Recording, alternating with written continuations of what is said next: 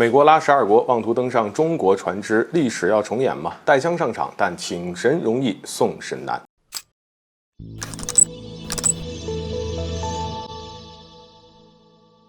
各位好，欢迎来到焦点国家事。报道说呢，美国海军警卫队正在与太平洋岛国进行一场谈判，以寻求扩大其在这些国家专属经济区的执法职能。而在这样的情况之下，美国已经与12个太平洋岛国是签订了随船观察员协议。据悉，这个协议呢将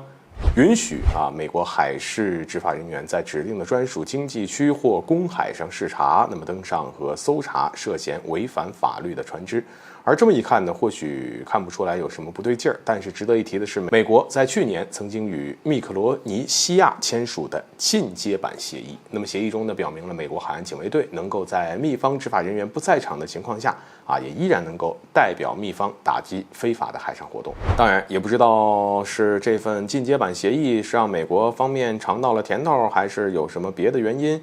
美国现如今呢，想要跟更多的国家签署这样的协议，就在外界对此有些疑惑之时，美国海岸警卫队的少校梅根·威尔曼说呢，他说他们肯定关注那些拥有远洋舰队的国家，而中国就是其中之一了。所以也就是说在中美太平洋竞争持续加剧的背景之下，一旦美国海岸警卫队扩大了在这个区域的执法职能，将很有可能会导致美国人登上中国的船只。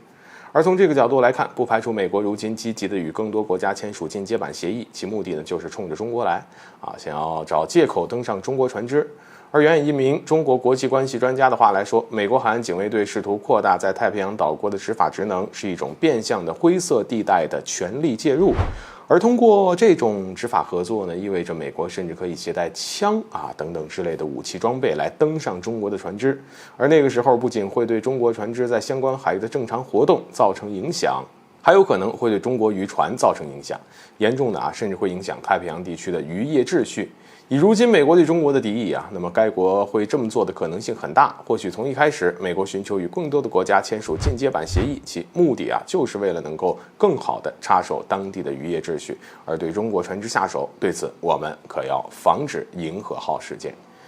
1993年呢，美国以从事正常贸易的中国银河号的货船在有违禁化学品为由呢，坚持要对这个船只进行检查。虽然后来我方自证了清白，但美方还是变本加厉对银河号进行骚扰，逼停该船只。而现在，就如中国外交部发言人所回应的那样，中国坚决反对任何对中国主权和安全的侵犯行为，并且强调中国将会采取一切必要的措施来维护自身的领土完整和国家利益。换句话说，中国绝对不会让历史重演。不管美国是想要带武器装备登上中国船只，还是想要联合12国一起向中国释放危险信号，美国的行动都是对中国崛起的威胁和遏制，企图通过挑起地区冲突来削弱中国的实力。中国是不带怕的，中国将会以行动来维护自身的领土完整和国家利益，绝对不会让美国得逞。